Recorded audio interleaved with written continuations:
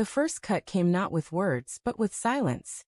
It was her birthday morning, and the kitchen should have smelled like pancakes and coffee. The sound of her laughter bouncing off the walls as I fumbled with wrapping paper. Instead, the only thing that greeted me was the hollow scrape of her chair against the tile, and the way her eyes slid past me like I wasn't there. "Morning," I tried, my voice tight with hope. "Morning," she echoed flatly, already scrolling her phone. Thumbs tapping like a drummer on autopilot. Not a glance. Not a smile.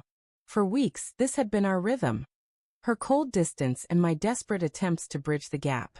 I kept telling myself it was stress, work, or maybe something I had done unknowingly.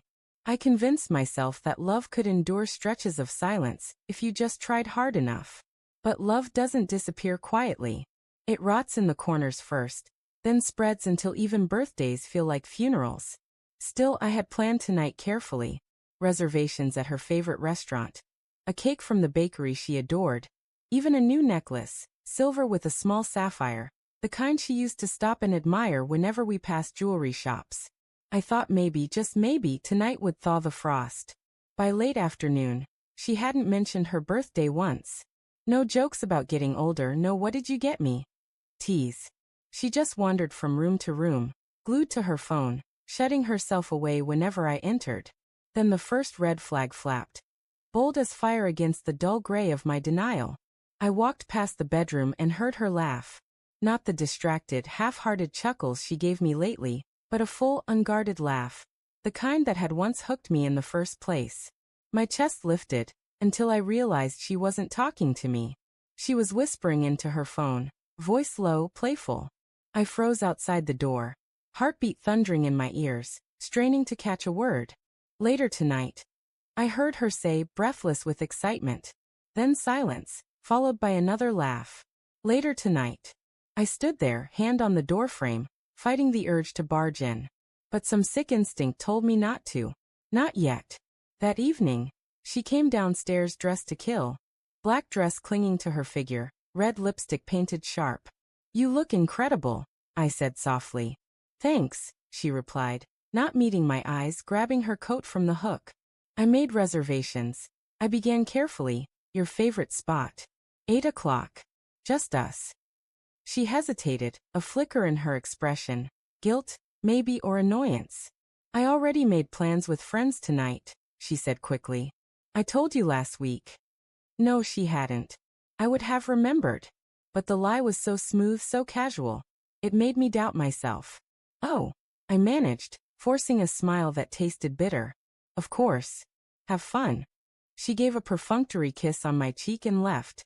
The door clicked shut, and I stood there in silence, the necklace box heavy in my pocket. I didn't know why I did it. Maybe it was pride, maybe fear, maybe the gnawing suspicion that tonight wasn't about friends at all. But I grabbed my keys and followed her. The restaurant she had supposedly made plans at was packed with couples, soft lights glimmering across wine glasses.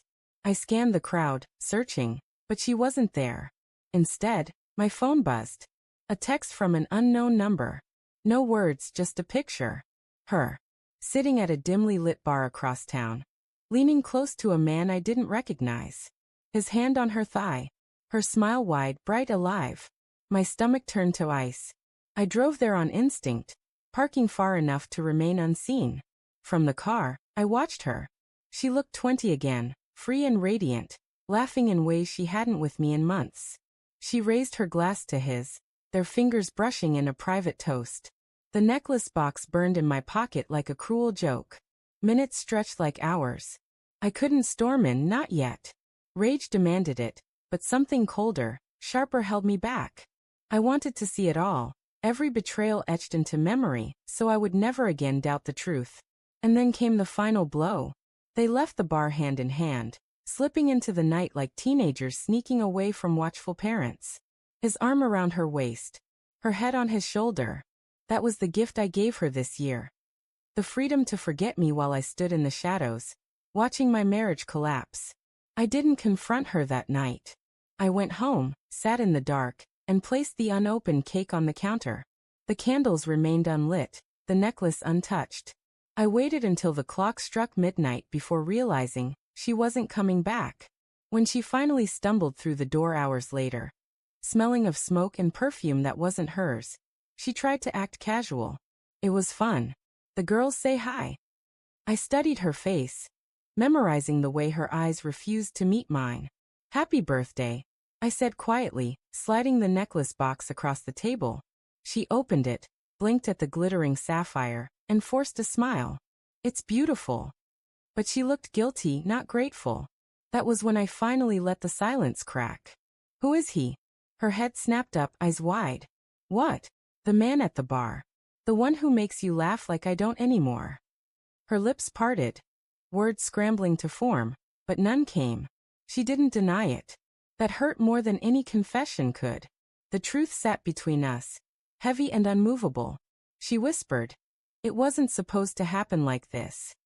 And for the first time in weeks, I laughed, bitter, hollow, broken.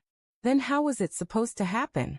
You wanted me to throw you a party, blow up balloons, sing you happy birthday, while you planned a new life behind my back. Tears welled in her eyes, but I couldn't bring myself to comfort her. Not anymore. That night, I slept alone in the guest room, listening to her muffled sobs through the wall.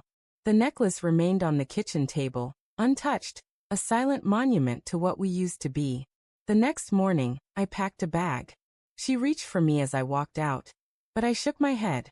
Cold shoulders for weeks, I said, voice steady. And you still expected a celebration. Well, here's your gift. Reality. And with that, I left her behind. Birthday candles unlit, marriage vows broken, love buried under the rubble of betrayal.